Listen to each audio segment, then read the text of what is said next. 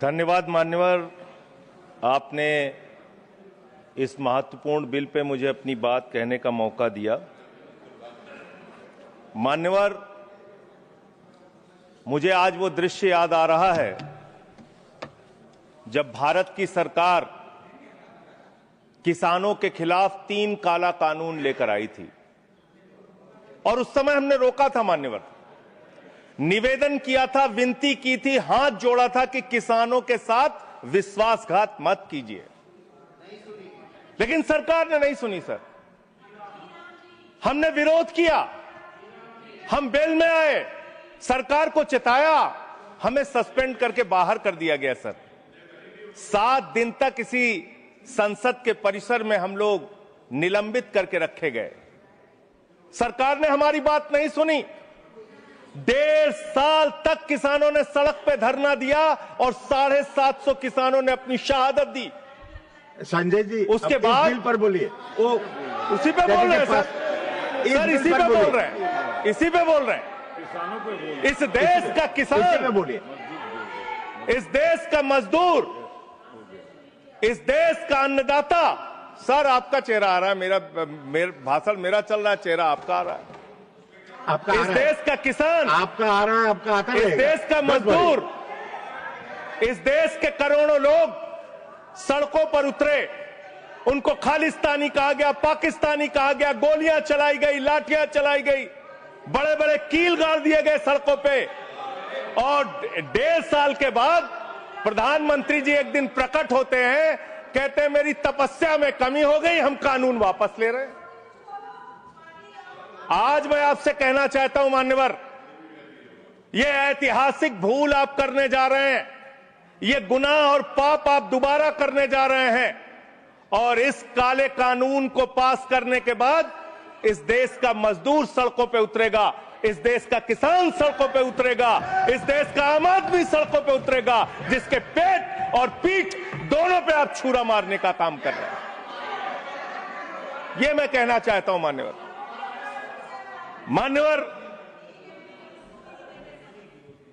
मान्यवर, यह बिल किस मंशा और उद्देश्य के तहत लाया गया है? इस बिल को आपने कह दिया जी राम जी बिल है, जी राम जी बिल है। भगवान श्री राम का नाम लेके कितना गुनाह आप अपना छिपाना चाहते हैं, कितना गुनाह छिपाना चाहते हैं? राष्ट्रपिता महात्मा गांधी से आपको क्या समस्या है मान्यवर? अरे वो राष्ट्रपिता महात्मा गांधी इतने महान है, इतने महान है, इतने महान है कि दुनिया के 80 देशों में उनकी प्रतिमा लगी हुई है मान्यवर, 80 देशों में। और जब G20 का सम्मेलन हुआ, दुनिया के तमाम राष्ट्राध्यक्ष आए, दुनिया के तमाम प्रधानमंत्री और राष्ट्रपति आए, तो भारत के प्रधानमंत्री को मजबूर होकर उसी राजघाट पर महात्मा गांधी के सामने सर झुकाना पड़ा। वो गोलवरकर की समाधि पे नहीं गए, गांधी की समाधि पे गए। वो गोडसे की समाधि पे नहीं गए, गांधी की समाधि पे गए। मान्यवर, राष्ट्रपिता महात्मा गांधी जो राम राज्य की कल्पना करते थे, राष्ट्रपिता महात्मा गांधी जो रघुपति राघव राजा राम का पाठ करते थे, राष्ट्रपिता महात्मा गांधी जो भगवान श्री राम के सच्चे भक्त थे। और याद रखिएगा मान्यवर, इस सरकार को आपके माध्यम से कहना चाहता हूं, भगवान को अपने भक्त से बहुत प्यार होता है। आज भगवान श्री राम आपको श्राप दे रहे होंगे कि तुम हमारे भक्त को अपमानित कर रहे हो, तुम अपने भक्त को, तुम हमारे भक्त को अपमानित कर रहे हो। भगवान श्री राम आपको जरूर श्राप दे रहे होंगे मान्यवर, मैं शिवराज सिंह जी चौहान कृषि मंत्री जी को अटल जी के एक घटना से याद दिलाना चाहता हूं, राम के नाम का महत्व। एक उनके प्रतिद्वंदी ने बयान दिया मान्यवर, राजनीतिक प्रतिद्वंदी ने। उस प्रतिद्वंदी ने कहा, अगर अटल जी को पूजा करनी है तो मेरी पूजा क्यों नहीं करते? मेरे नाम में भी राम लिखा हुआ है। अटल जी ने उसको जवाब दिया, राम हमारे लिए मर्यादा के प्रतीक हैं, राम हमारे लिए आदर्श हैं, राम हमारे लिए आराध्य हैं, राम हमारे लिए देवतुल्य हैं। अरे राम वो हैं जो पिता का वचन निभाने के लिए 14 वर्ष तक वनवास में रहे। राम वो हैं जिसने लंका का नाश किया। और राम चरित्र का नाम है, राम मर्यादा का नाम है, राम आदर्श का नाम है। राम के नाम में चरित्र होना चाहिए, वरना तो हराम में भी राम लिखा हुआ है, वरना तो हराम में भी राम लिखा हुआ है। इसलिए राम का नाम लगा लेने मात्र से आपके गुनाह नहीं छिप जाएंगे। सुखराम नाम था ना मान्यवर, बेड के नीचे रुपया मिला था, बेड के नीचे रुपया मिला था। और मैं सोच रहा था कि जब क्या इस जी राम जी योजना से आप भगवान श्री राम का सम्मान कर रहे हैं या अपमान कर रहे हैं? आप भगवान श्री राम का सम्मान कर रहे हैं या उनको गली मोहल्ले गांवों में बदनाम कर रहे हैं? मैं पढ़ रहा था, एक खबर मिली, राजस्थान में मनरेगा योजना में 200 करोड़ का भ्रष्टाचार। मैंने पढ़ा गुजरात में 500 करोड़ रुपए का भ्रष्टाचार। ये सारे कागजात हैं। मैंने पढ़ा उत्तर प्रदेश में मनरेगा योजना में मजदूरों के नाम पे हजारों करोड़ का भ्रष्टाचार। हरियाणा में मान्य हजारों करोड़ का भ्रष्टाचार। सर योजना पे बोल रहा हूँ सर, योजना पे बोल रहा हूँ। सारा कागज चाहिए आपको, इनके भ्रष्टाचार का कागज चाहिए सर दे दूंगा, इनको दे दूंगा। लेकिन अब मैं सोच रहा था कि अब अगर चर्चा होगी तो क्या चर्चा होगी? लोग क्या कहेंगे? अरे भाजपाइयों ने जी राम जी योजना के तहत 1000 करोड़ का भ्रष्टाचार यूपी में कर लिया। अरे भाजपाइयों ने हरियाणा में 500 करोड़ रुपए का भ्रष्टाचार जी राम जी में कर लिया। अरे भाजपाइयों ने महाराष्ट्र में जी राम जी के नाम पे करोड़ों का भ्रष्टाचार कर लिया। हाइपोथेटिकल बात कर रहे हैं। भाजपाइयों ने गुजरात में तो क्या बोलूं सर? क्या आपत्ति है इनको सर? क्या बोलूं? जी राम जी ना बोलूं सर? अब तो गुजरात में सैकड़ों करोड़ का भ्रष्टाचार भाजपाइयों ने जी राम जी के नाम पे कर लिया। पूरे देश में गांव में बिल पास विधायक इनके बीजेपी के विधायकों ने जी राम जी योजना में भ्रष्टाचार कर लिया। तो ये आप राम को सम्मान दे रहे हैं कि राम को अपमानित कर रहे हैं? आप राम को अपमानित कर रहे हैं। अरे बैठ जाओ, चंदा चोरी की है तुम लोगों ने, बैठ जाओ, चंदा चोरी की है तुमने भगवान श्री राम के नाम पे चंदा चोरी की है। बैठ जाओ, नहीं जाएगा। बैठ जाओ। It's not going on. मान्यवर देखिए हमारा समय खा रहे हैं सर ये लोग। मान्यवर एक लाइन मुझे याद आती है, इस बिल को पढ़ने के बाद। मेहनत तो करता हूं फिर भी घर खाली है बाबूजी। मेहनत तो करता हूं फिर भी घर खाली है बाबूजी। मिट्टी के कुछ दीपक ले लो, दिवाली है बाबूजी। मिट्टी के कुछ दीपक ले लो, दिवाली है बाबूजी। गरीब पॉइंट ऑफ ऑर्डर 110 110। एक मिनट, 110 ऑर्डर सुन लेते हैं। It is a right of the member. Yes, it is the right. You are bringing everybody who is coming on the bail and he's asking all the things. No.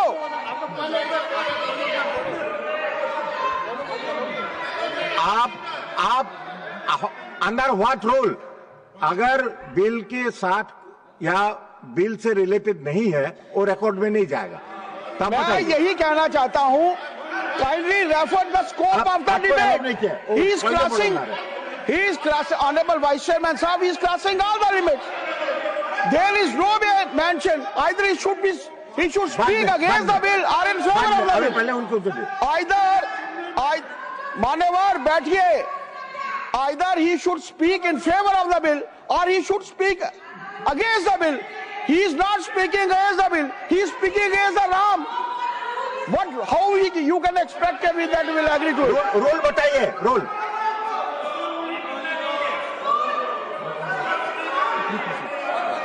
ठीक है, संजय जी कर देते हैं बोलने। Sir LOP wants to speak.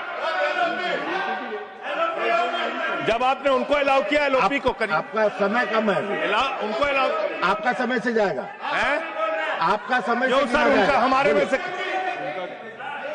आपका समय pause से गिना कीजिए जाएगा। सर, पॉज कीजिए। You asked me to stand. अभी नहीं, पॉइंट ऑफ ऑर्डर मैंने सुन लिया है, देखिए, मैंने सुन लिया। नो हाँ, वो देखिए, जो हाइपोथेटिकल बात है वो रिकॉर्ड में नहीं जाएगा। मैंने ऑलरेडी रूलिंग दे चुका है। बताइए, डिप्टी चेयरमैन साहब, आप बड़े सीनियर लीडर है और आप ये सब प्रोसीजर तो आपको मालूम है, फिर बताने की जरूरत नहीं है। लेकिन मैं आपसे विनती करता हूं कि जब वो खामोशी से बात कर रहे हैं और क्या मार रहे हैं क्या? देखिए, वो खामोशी से बात कर रहे हैं, सुनिए। आपको अगर जचता नहीं, अगर आपको ये पसंद नहीं है तो आप उसका उत्तर बाद में दीजिए।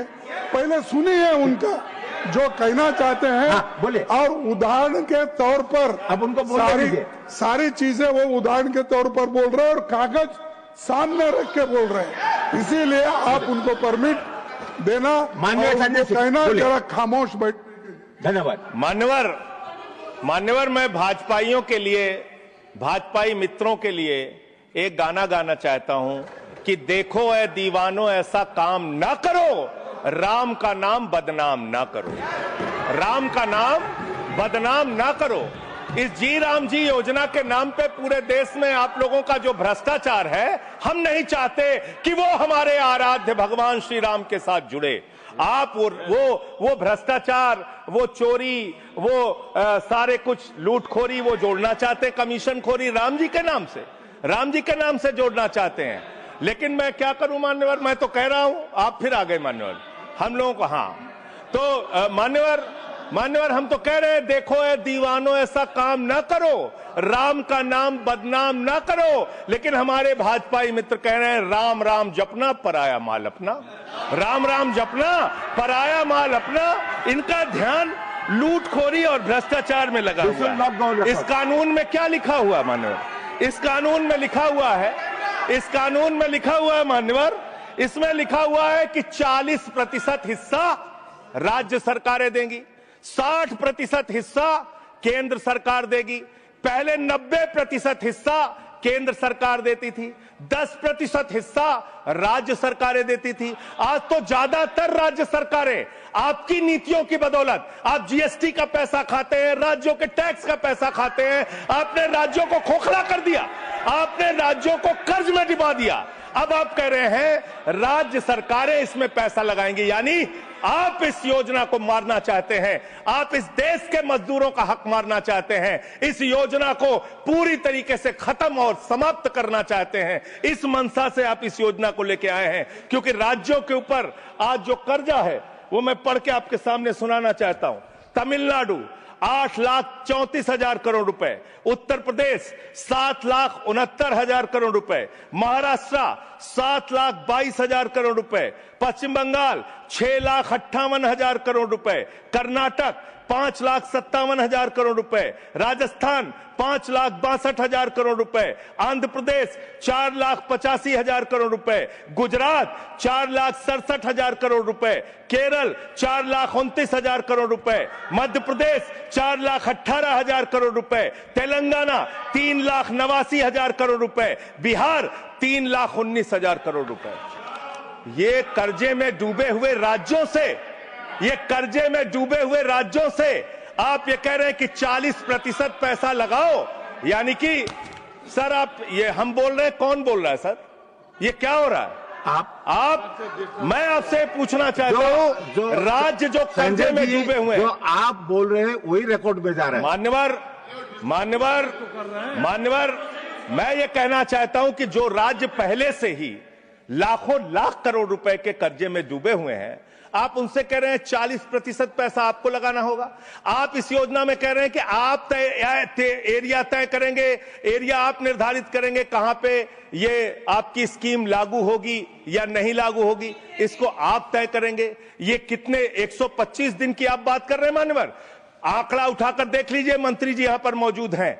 100 दिन के रोजगार की गारंटी है मनरेगा योजना में, लेकिन औसतन पूरे हिंदुस्तान में 50 दिन से ज्यादा रोजगार आपने नहीं दिया।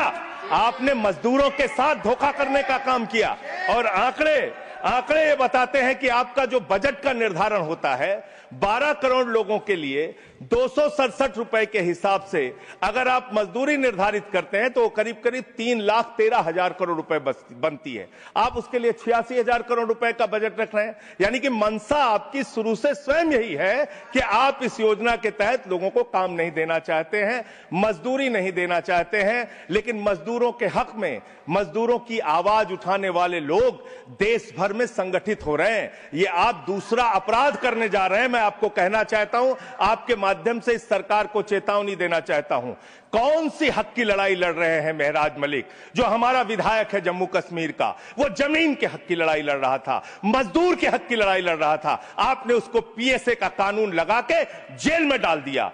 कौन से हक की लड़ाई लड़ रहे थे सोनम वांगचुक? मजदूर के हक की लड़ाई लड़ रहे थे, किसान के हक की लड़ाई लड़ रहे थे, आम आदमी के हक की लड़ाई लड़ रहे थे, लद्दाख के लोगों के हक की लड़ाई लड़ रहे थे। उस सोनम वांगचुक को, जो एक पढ़े लिखे प्रतिष्ठित व्यक्ति हैं, उनको आपने पकड़कर जेल में डालने का काम किया। आप पूरे देश में जबरदस्ती मामला है जी, तो ये रिकॉर्ड में नहीं जाएगा। क्यों नहीं जाएगा सर? क्यों नहीं जाएगा सर? मजदूर के लिए लड़ने वाले क्यों नहीं जाएगा? मैटर जो सर, है क्यों नहीं जाएंगे? वो रिकॉर्ड में नहीं जाएगा। आगे बोले सर, आगे बोले सर।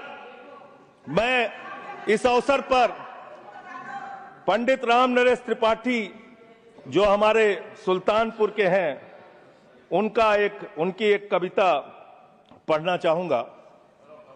ना मंदिर में, ना मस्जिद में, ना गिरजे के आसपास में, ना पर्वत पर, ना नदियों में, ना घर बैठे, ना प्रयास में, ना कुंजों में, ना उपवन में, शांति भवन या सुख निवास में, ना गाने में, ना बाने में, ना आशा में, ना ही हास में, ना छंदों में, ना प्रबंध में, ना अलंकार, ना अनुप्रास में, खोज ले कोई राम मिलेगा दीन जनों की भूख प्यास में। खोज ले कोई राम मिलेगा दीन जनों की भूख प्यास में। आप दीन जनों को भूखा रख के, उनकी मजदूरी छीन के, उनके हाथ का काम छीन के, उनका रोजगार छीन के, आप चाहते हैं उनके पेट पे लात मार के, आप चाहते हैं कि आप सिर्फ इस योजना का नाम बदल देंगे, इस योजना का नाम बदल देंगे तो पूरे देश में आपका महिमा मंडन हो जाएगा। अब आपका ये नकली काम इस देश के अंदर चलने वाला नहीं है। पूरा देश आपकी सच्चाई जान चुका है मान्यवर। पिछले दिनों मैंने पदयात्रा शुरू की थी अयोध्या से लेकर सरयू से संगम तक। अयोध्या में किसान आए हमारे पास, बहुत सारे किसानों ने आकर कहा किस तरीके से अयोध्या के अंदर किसानों की जमीनों का कब्जा किया जा रहा है प्रशासन के द्वारा, भारतीय जनता पार्टी की सरकार के द्वारा। वहां पर किसानों के ऊपर लाठियां चला के, गोलियां चला के, बुलडोज करके उनकी जमीनें औने पौने दामों में ली जा रही है मान्यवर। औने पौने दामों में उनकी जमीनें ली जा रही हैं। और वो जमीनें मान्यवर वो जमीनें जो ली जा रही हैं किसानों से, वो जमीनें बड़े बड़े बिल्डर को बेची जा रही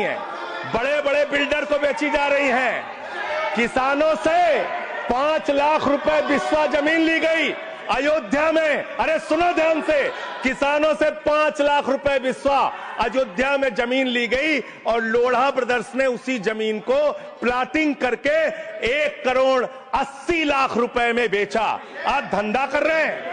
प्रभु श्री राम के नाम पे आप धंधा कर रहे हैं, अयोध्या के लोगों को लूटने का काम कर रहे हैं, अयोध्या के किसानों को लूटने का काम कर रहे हैं। इसीलिए अयोध्या के लोगों ने आपको हराया, इसीलिए अयोध्या के लोगों ने आपको हराया। और यही आपका चरित्र रहेगा तो पूरे देश में जनता आपको जवाब देगी, जनता आपको हराने का काम करेगी। ये मजदूरों का हक मारने का काम जो आप कर रहे हैं, इसको बंद कीजिए। मानवर, मैं अंतिम बात कहना चाहता हूं, मानवर बोले, जब ये मनरेगा योजना लाई गई तो इस बिल को अस्थायी समिति में भेजा गया था। आज जब आप नई योजना लेकर आ रहे हैं, इसको अस्थायी समिति में आपने क्यों नहीं भेजा? क्या आप छिपाना चाहते हैं? क्या आपकी मंशा है? ये आप बताइए। और अंत में इन्हीं लाइनों के साथ कि हम मेहनत कश इस दुनिया से जब अपना हिस्सा मांगेंगे, एक बाग नहीं, एक खेत नहीं, हम सारी दुनिया मांगेंगे, इस देश का मजदूर आपके खिलाफ खड़ा होगा, अपनी आवाज को बुलंद करेगा। इंकलाब जिंदाबाद, वंदे मातरम, जय श्री राम, जय श्री राम। कोई श्री राम का नाम नहीं लिया। एस निरंजन रेड्डी।